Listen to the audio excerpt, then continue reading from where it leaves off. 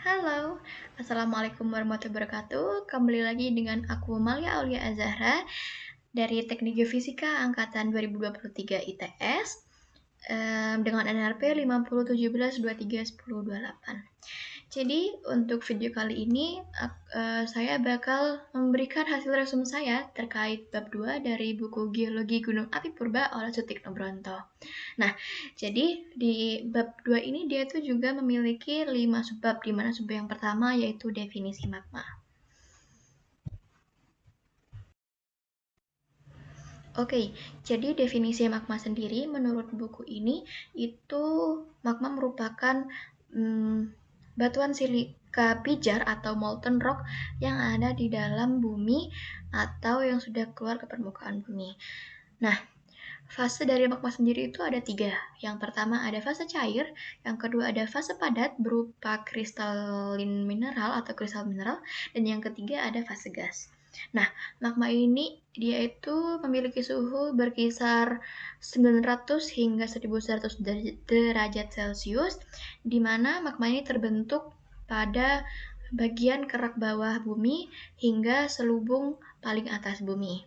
Nah, menurut beberapa ahli juga, magma ini tuh didefinisikan sebagai cairan silika yang apabila nanti dia saat membeku akan membentuk batuan beku.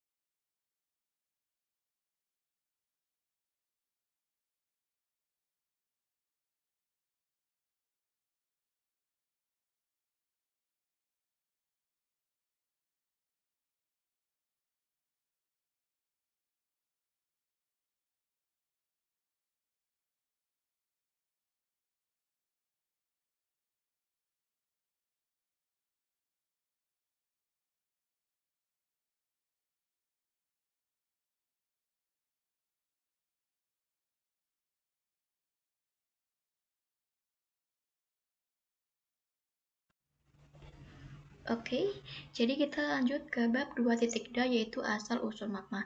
Jadi sebenarnya magma itu terbentuk dibagi menjadi 5 mekanisme. Di mana mekanisme yang pertama itu yaitu panas radioaktif.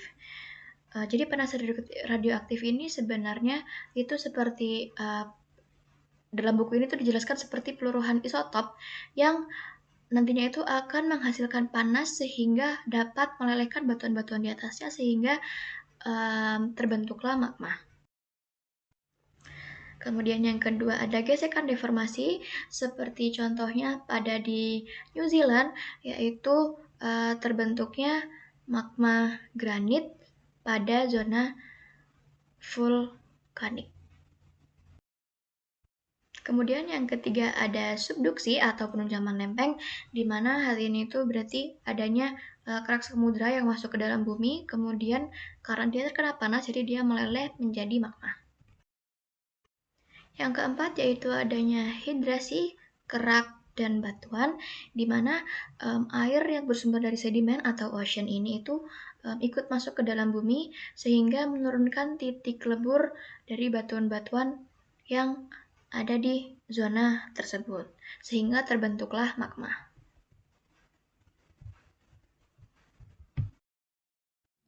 Dan kemudian yang kelima atau yang terakhir ada mantle upwelling atau diaperisme, di mana mekanisme ini tuh didefinisikan sebagai selubung bumi yang naik seperti halnya gelembung panas yang nanti jika meleleh dia itu akan membentuk magma. Contohnya itu seperti super plum.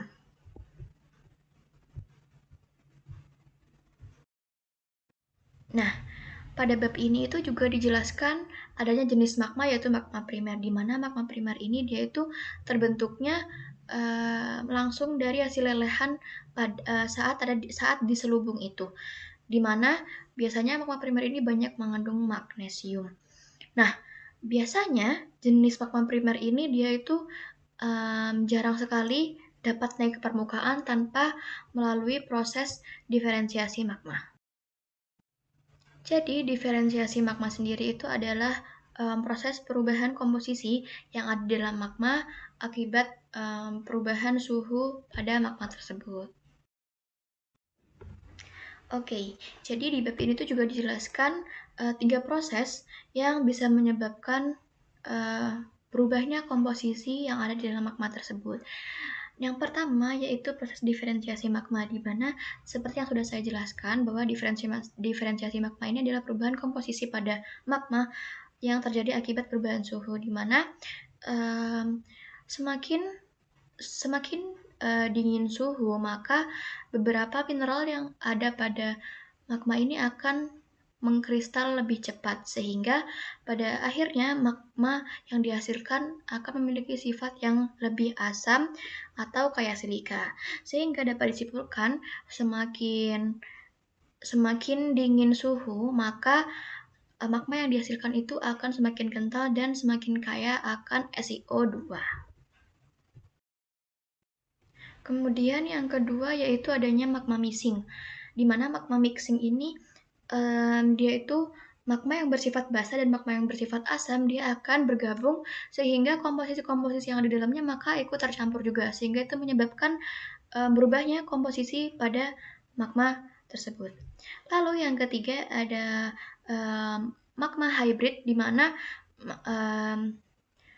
magma yang sudah terbentuk ini dia tercampur oleh batuan-batuan yang sudah terbentuk di sekitarnya, sehingga komposisi dari batuan-batuan di sekitar yang ikut meleleh ini dia akan mencampuri komposisi-komposisi yang sudah ada di magma sebelumnya, sehingga komposisinya akan bercampur aduk dan merubah sifat serta komposisi dari si magma ini. Oke, kita lanjut ke bab 2.3 yaitu sifat fisik magma, di mana magma ini wujudnya yaitu cair kental dengan campuran gas, sehingga dengan hal ini memungkinkan magma itu bisa naik sampai ke atas permukaan. Lalu, pembekuan magma sendiri itu terbagi menjadi dua. Yang pertama yaitu ada jauh di dalam bumi, yang nama lainnya yaitu Pluton, di mana Pluton ini memiliki kristalin yang lebih penuh.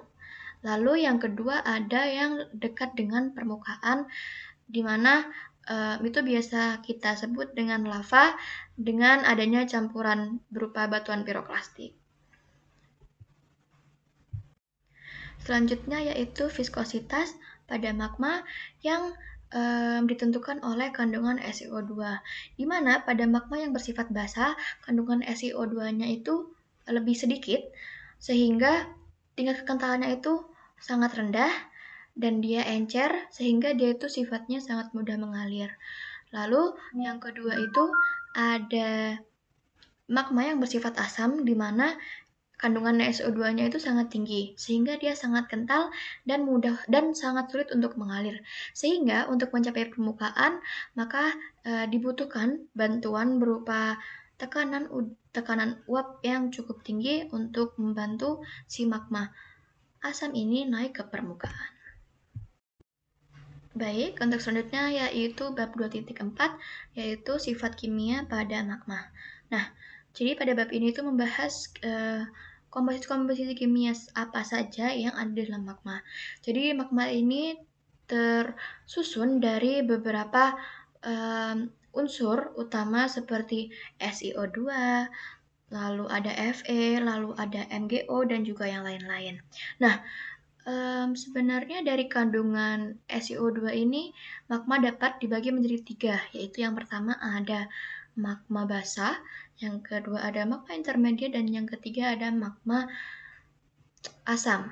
Nah, magma basah sendiri itu dia memiliki konsentrasi atau kandungan SiO2 yang cenderung dikit, dan yang kedua ada intermediate dengan kandungan SiO2 yang 50-50, dan yang ketiga ada magma asam dengan kandungan SiO2 yang cukup tinggi sehingga dia bersifat sangat kental. Lalu adanya kombinasi magma adanya kombinasi unsur magma berupa SiO2 dan juga K2O yang menghasilkan jenis magma berupa alkali, dan juga apabila ada kombinasi dari unsur Na dan juga K, itu akan menghasilkan magma berjenis alkalin. Selanjutnya yaitu bab 2.5, di mana pada bab ini dia itu akan membahas atau menjelaskan bahwa komposisi magma ini sebenarnya bergantung pada proses tektonik. Di mana yang pertama itu ada pada zona subduksi, di mana pada zona subduksi ini magma yang terbentuk yaitu magma andesit, alkali, kemudian pada daerah punggungan samudra dia itu akan menghasilkan magma basalt taleotik, dan pada daerah hotspot dia akan menghasilkan magma basa alkalin. Maka dari itu dapat disimpulkan bahwa jenis-jenis tektonik itu dapat menentukan tipe-tipe dari magmanya, lalu dari bentuk gunung apinya, dan juga karakteristik dari erupsinya. Baik, cukup sekian penjelasan atau hasil resum dari bab 2 oleh Malia.